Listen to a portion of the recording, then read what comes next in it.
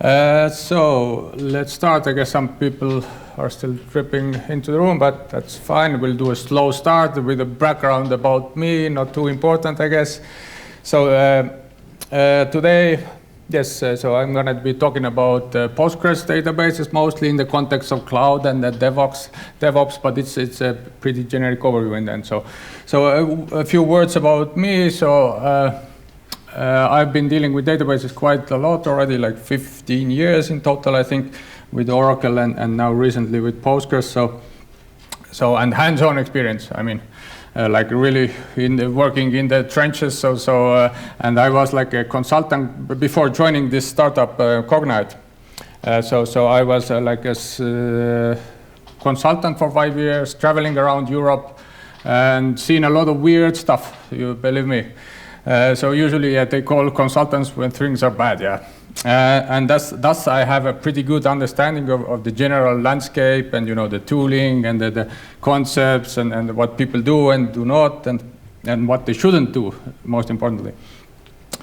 And then, yeah, currently, so for a year or so I've been at Cognite. So this is like a not very known Norwegian, the hottest startup there, I guess. So and like a spin-off from the oil industry. So it's like they basically try to digitalize the asset-heavy industries, like, you know, this big oil factories and whatnot.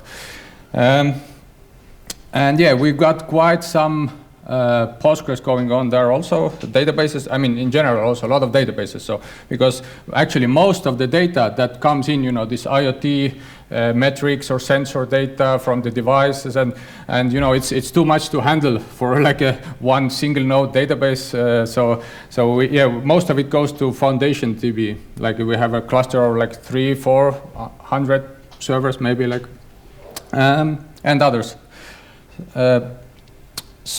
But today it will be like a pretty high-level overview of the general cloud concepts in regard to databases, and then only a bit about DevOps tooling, because it's not the most important maybe with the cloud databases, even because they're like kind of managed and don't need too much petting in most cases. So. And a bit about newer trends. So I hope I don't get into some. If I get into some very database specific rants, feel free to throw some rotten tomatoes at me or something. Okay. So yeah, let's start with a high-level overview of managed databases. And here some advertising for this open source database called Postgres. It's a good stage for that here. So, because yeah, without Postgres, for me, database generally means Postgres. It's a good like a default starting location, and I'm very grateful that it's a very good piece of software, and it pops up quite many places nowadays. And yeah, without it, without Postgres, I would be like out of job and couldn't pay my electricity bill and would freeze. Yeah, no good. Yeah, generally works very well, and yeah, you don't have to be afraid mostly nowadays that it doesn't scale. You know, like until 6 months ago, GitLab. It's the second most, I think, biggest global, you know, code like this Git provider. So they were running on a single huge Postgres primary node plus a few 3 read replicas. So, and now finally it was too much for them, you know, with all the CI/CD stuff. So it's like a bit binary heavier, I guess, or a bit chatty. So now they split into 2 huge databases. So, and it's a global scale business. So don't worry about it too much, but of course then you need to know some knowledge and some internals, yeah? So it's not like you will get it by default. But yeah, it's very popular, you know, all the polls, Stack Overflow, DB Engine's ranking, you know, it's the only one that just keeps growing. And there are one other one that, you know, keeps growing below there, but has stabilized a bit, is MariaDB. But it's logarithmic, so it's 10 times still less in popularity. So the others up there are stagnating. MySQL also, by the way. Yeah, managed cloud. I guess it's the most the interesting topic here, or the topic that every talk touches on. and so is mine. So yeah, I guess scale-ups, they're all there. Because it is convenient, it solves some problems for us. We can concentrate on our business logic or business advantage. So we don't want to get bogged down by, like technology.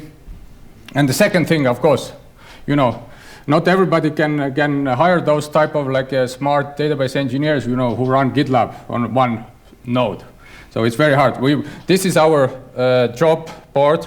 And it's been like that for ages, although we had a freezing stop, also because of the economy. I don't know, who knows how the startup will end up in. But these jobs are always there. And we're not finding anybody. And it's a top #1 startup in Norway with quite some pockets still. So, yeah.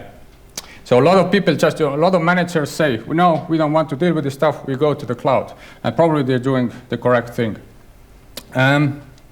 So yeah, because it's a service now. We can demand something. We don't have to manage stuff. We order stuff, and it should work for us. So yes, some things really now should not fail. And yeah, what we get, I guess the most important part is what we get is this high availability and some basic tooling also. So you don't have to know about Postgres internals anymore too much. You should still, if you want to squeeze, the last drop out of your dollars. But basically, they do some very simple calculations for some tuning flags. But honestly, it's not very good. Like an experienced DB engineer will always beat their default setup. So, because they don't know about your use case and they don't adjust to it. Besides, or actually, the only one that does it now is this Google's new AlloyDB. That's in beta yet, but you can already try it out. So this is the first one that actually tries to be intelligent, and shuffle around data and do some column compression and whatnot based on your workload. So the other pro is that you can solve some problems with money.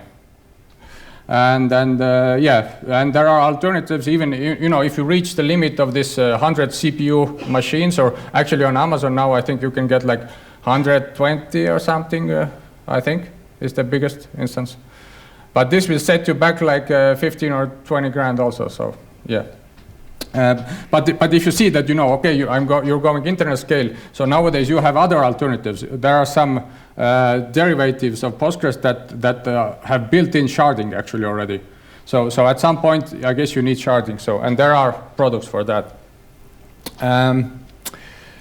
So yeah, you can take care of some stuff with the money, and you can concentrate on your queries and stuff. So, but it's not perfect, I guess, still, yeah. Everybody knows things always, coins have like a flip side also. It costs still like a relatively lot money. If I would run it on my own, I know how to run it, so I've been running it for years. So for a mission critical database, I would always run my own on some cloud VMs with directly attach fast storage, and I would run circles around any managed service. Because it's local disks, it's latencies, you get unlimited IOPS basically. And this is the part that is pretty sad with the current, an average cloud instances. So the IOPS size, they're very limited. They're tied on many levels. So you got the IOPS, the network bandwidth, and even for certain, there are formulas that limit your IOPS for certain CPU numbers. So basically, I'm not a huge fan of those low-end machines. So you can get pretty unpredictable I/O. And what else is non-optimal? So if you come from an on-prem background, so like I do, it's super limiting that you can't do anything basically. If things are bad, if performance is not so great, so some process is stuck somewhere, so you have no tools, no means to do anything. On some clouds, it's better than on others, so yeah, RDS is pretty good. You can see some CPU level insights and this type of stuff. Yeah, I don't want to go into too much into cloud specifics, but yeah, let's call the blue on some blue cloud. Let's say it's you don't pretty much get anything. Support is laggy. The first level doesn't even have access to the machines. They will look at this exactly the same metrics that you have on the graph. So you need to like escalate and jump through some hoops to actually get some, help. Why is this process stuck?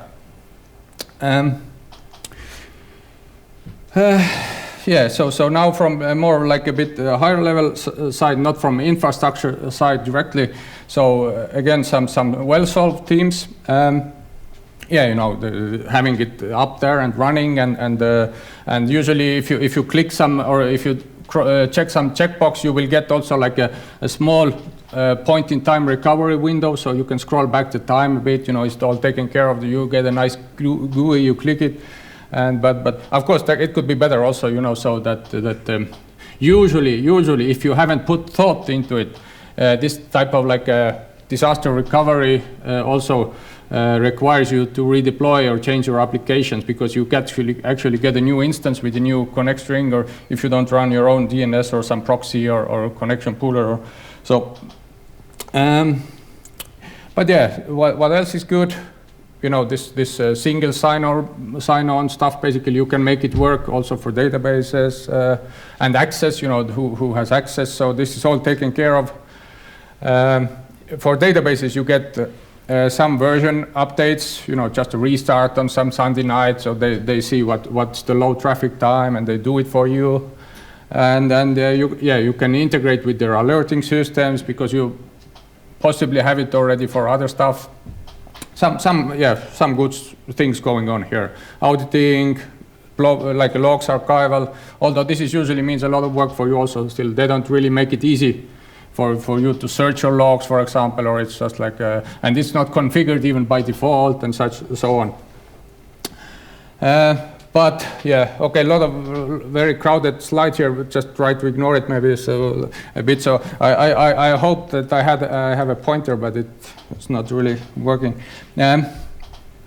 So yeah, metrics are very rudimentary for like a database professional. The screens that they provide you, it's not enough by far. It's very generic mostly. So it doesn't know much about Postgres, maybe like top slowest statements. But there's tons of more. There are like 30 or 40 performance views inside Postgres, more specifically. If there's a problem, I like to usually, skim all of those, but you have nothing. Yeah, so you need to build your own layer. So that's what we've done at Cognite, for example.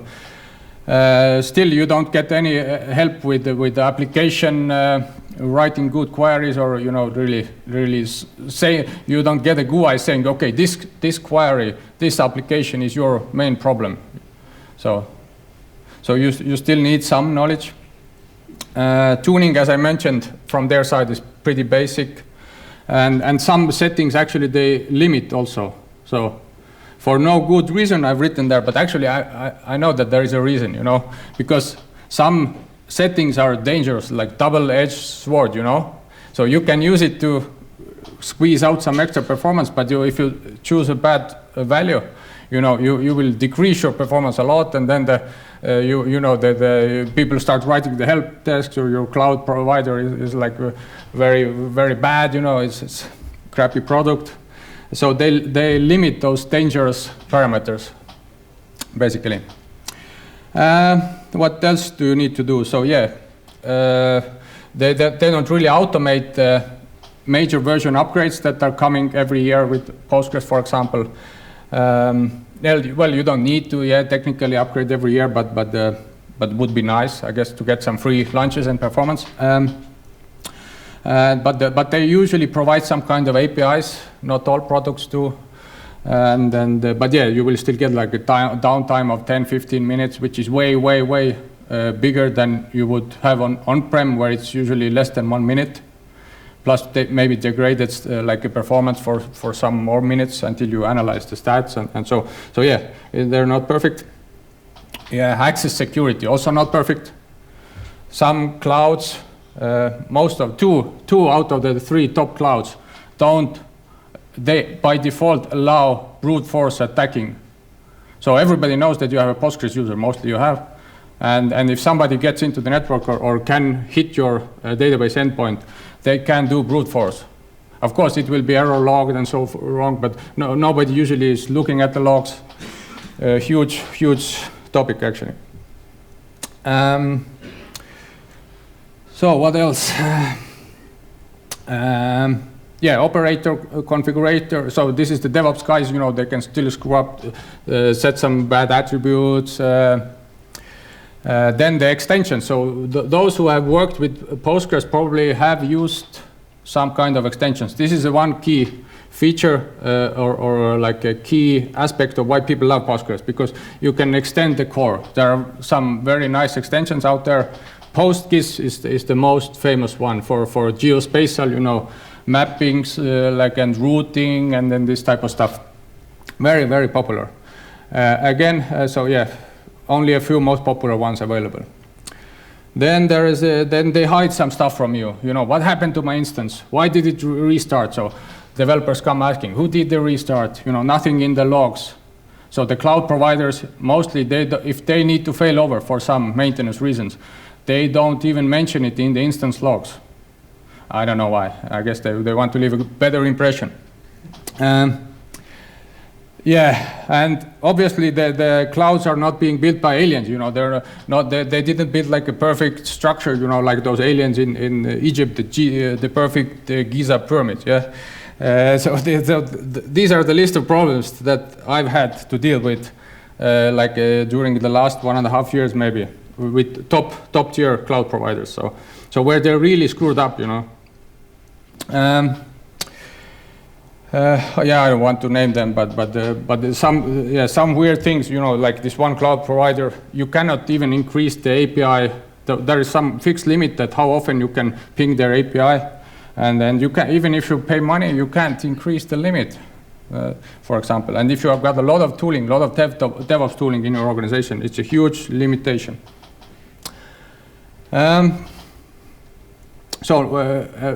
I listed it also as a problem, but you know, it's a luxury problem, of course, this one. So there are so many managed clouds already and managed products and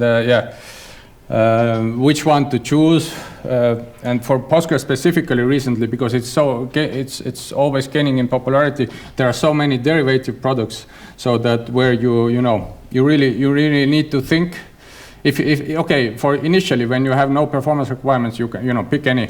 But if you see that you need to scale up soon, so you got quite some choice. So, and one cool tip here is actually to maybe look at some meta providers. So Ivan is a very nice service actually. So the amount of they rent VMs from the big players, but they run database on their own on the VMs. So, and the amount of metrics, so they unified the API over all cloud providers. So you and provide, of course, Terraform modules or Ansible modules, and so you can basically provision databases in the same way over all providers, and the amount of metrics they provide you by default, it's way beyond the other cloud providers. They do like a really nice job.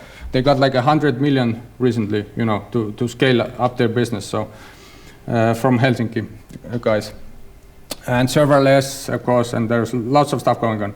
But okay, I need to speed up, seems a bit. Yeah, I could talk about this topic for a few hours. So we're at the DevOps land now, and then so yeah. There are tools, of course, DevOps tools to deal with the basic Postgres lifecycle events. Provisioning.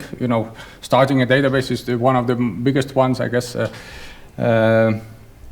And yeah, so Terraform is the obvious choice, and for on-prem it's Ansible more. But this is not, of course, like it doesn't cover everything. So if you've worked with databases for a long time, like you will know that this is only one piece of the puzzle. So you, depending on in what business you are, you got like a bunch of other requirements that you need to run regularly in an automated, controlled way, so that customer data doesn't escape into pre-production systems. So you want to do like all kinds of this chaos testings and track how data changes progress through your environment, and and the full database clones. Then for testing some feature branches or something. So these are all things in big enterprises. So, and there is no good tooling for them mostly. So you need to start hacking. You need to roll up your sleeves. But about Terraform a bit, for basic Postgres cloud experience is pretty good. The general. It's very popular generally, so thus you get nice tooling support, in your editors and all the CI/CD stuff. They can usually run some Terraform, and it's pretty fine. And the top cloud providers also, maintain their Terraforms. They are obviously interested that people have a nice experience. So, but again, some things are lacking. For databases especially, because databases are complex things compared to a VM. You start a VM, you kill a VM, you put some code on it, kill it again, put the code, spin up a new one, put some code in it. It doesn't have state. So, but databases are complex. Thus, the tools usually ignore that. They like to have like a unified experience. They don't want to get into messy details, so they leave out a lot of stuff. I guess that's fine. You can solve all of the world's problems, with one tool. Sorry. So the biggest problem maybe for what we experienced at Cognite is this versioning hell. So that if you do GitOps, you everything that you deploy and roll out has a specific branch or Git version, and basically if we evolve our this database templates, so the databases that are out there already don't benefit from that. So they're fixed with this some older revision, and it's very hard to do it automatically. So yeah, it's a problem. So this is our layout. So we have like a 3-level Terraform setup. So it's like a root module that we maintain, and then there's like an intermediary module that's already like more or less project specific, and then there's the rollout module. So this, we have many environments, of course, always have the development stagings, what not. So in the ideal case, you just deploy the same stuff. But if you already know that some environment is going to get a lot more traffic, you might want to beef up some instance size in this rollout module, but leave the tuning settings maybe as they were in your project-specific stuff. And yeah, so this is how we use Terraform. And then this tied to GitHub, we have Atlantis that rolls, when your pull request gets reviewed and it looks fine, the Terraform plan runs through, so the developers can roll it out then automatically. So I guess pretty standard. So then there are the things that can't be automated away. Documentation. That's just about your specifics of your environment.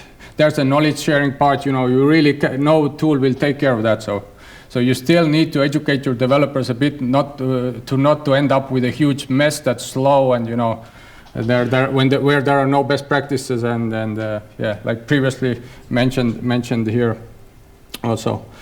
And alerting usually also very hard to just stamp clone it.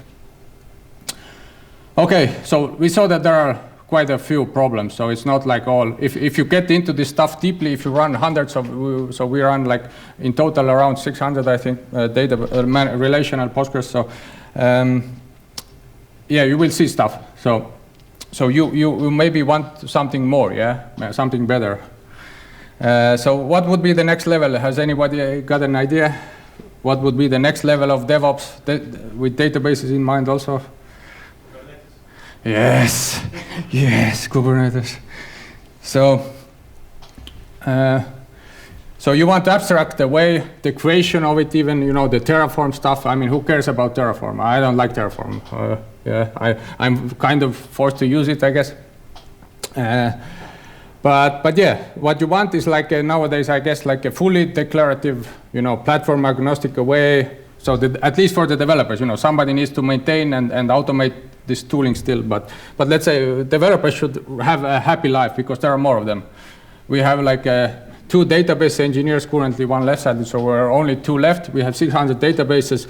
We have 400 developers, 2 database guys, 400 developers, 2 database guys.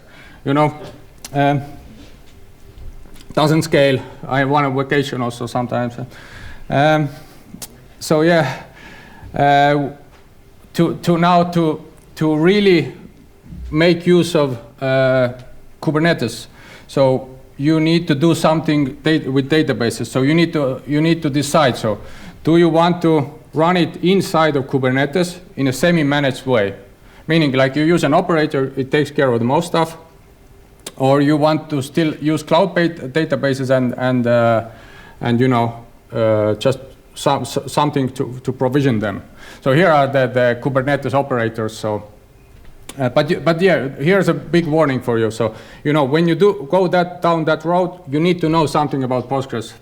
So you really need to start learning about things. You might be overwhelmed, because they don't solve all problems. Also, operators are also written by humans. Sadly, they take care of high availability mostly, at least well. But you can save some money with it though, and you can run all the extensions you want, and you can have like a real super user. You can tune all settings. So there are nice aspects. But still, we at Cognite decided to go for the intermediated way. So meaning like, basically we reach out to manage Postgres from within our Kubernetes software system, where everything else is in Kubernetes. Databases are special, they're managed because we don't have resources to pet them. And yeah, we tried some external operators, like Crossplane is the most famous one, but so this is like a declaration here for Crossplane, but didn't work out for us too well. It was raw. It was so maybe in a year or so it will be perfect. But yeah, it's pretty easy. You just add it to your application and boom, deploy. So what we did, or what we are doing at Cognite, is we're building basically like an internal developer platform that it knows about our requirements and it simplifies developer friction basically to 0. So that's the goal, at least, I mean, not all of it, but the golden path, the most common use case, we want 0 friction. And so you can't go any more minimal. So the developers can say, do you want a database? Yes or no? Yes or no? So this is the default. Of course, you will get some more extra flags, if you know what you're doing. So, but basically, you cannot order a database in any more simple way. Agree? Or can we simplify it even more? Yeah. So you saw now some pluses and minuses. Time for a recap. As you might have guessed, I was somewhat critical on some of the tooling, or some of that. Basically, at least I made it probably clear that there are areas of database management that are not yet covered fully. So it's just managed databases are very nice, but they are not perfect.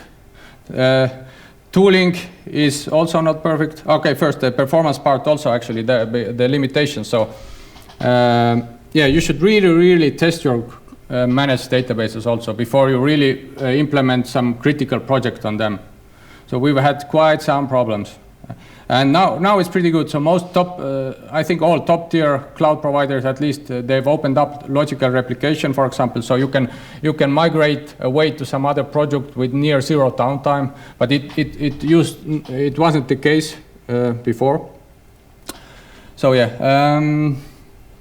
So there are definitely limitations with every cloud, and just do your homework, yeah. Do some testing. And the tooling also not perfect. Sad news today, like everything is bad, yeah. Well, not fully, but indeed. So the Terraform declarative model doesn't work with databases that have state. So sometimes you need some iterative steps. So with Terraform, you can't just say, okay, restart the database. Something got stuck. There's no such button. There's no such command. You need to change some, if you want to use Terraform, you need to change some parameter that requires a restart, basically, or that calls for a restart. So, but that's a nasty workaround, you know. So of course we've got some our own management scripts and stuff, you know, like during the on-prem time. So yeah. So be ready for that, you know. If you want to run 300 or 600 databases, be ready for some, you know, good old manual work, let's say. But yeah, this some custom developer platform can be a solution. And the last point, obviously, you know, if you want to run databases in big style, you need a few competent people. You know, the fact that you provision or bootstrap the databases on cloud, you know, you will run into stuff. And databases are a bit special, so you cannot just kill them off and, you know, spin them up and I'll do a fresh restart, you know. And even like restoring like a big database on a cloud from a snapshot can take hours, depending on the time that you want to scroll back. Like, so yeah. So there is some food for thought for you. So thank you. A round of applause for Kaarel. We have time for a few questions. Okay. Thank you very much for such amazing talk. You mentioned a few times about the, you know, database usage during, let's say, integration tests, or if you need to generate data for your sandbox or some staging environment, whatever you have. Yeah. Can you maybe elaborate more on this? Like, any tips regarding this? So let's say if you need to manage things in sandbox and you then have a data drift, like do you reset versus some snapshot? Any good patterns that you can mention about database in testing? Yes, it's a bit of a topic, yeah. So because it always depends on you know, the use case and so that's why there are no good tools. As I said, you know, there was a list of things that, you know, this data obfuscation and like disaster recovery testing, and those use cases are always a bit specific. So there are no good tools. But yeah, just you cannot, if you use different cloud projects. So we have separated, you know, production and development into different cloud projects, and you cannot even clone like a snapshot from a you know, development environment to like a production one. So you need to really export it into like text form, or in better case, you know, like you pull the snapshot from their internal bucket to some open bucket, and, you know, so yeah, there are no tools for that. So you need to run some script. You need to develop some scripts. Yeah. Okay. I see no more hands. In this case, let's give one more round of applause, and thank you, Kaarel. Aitäh.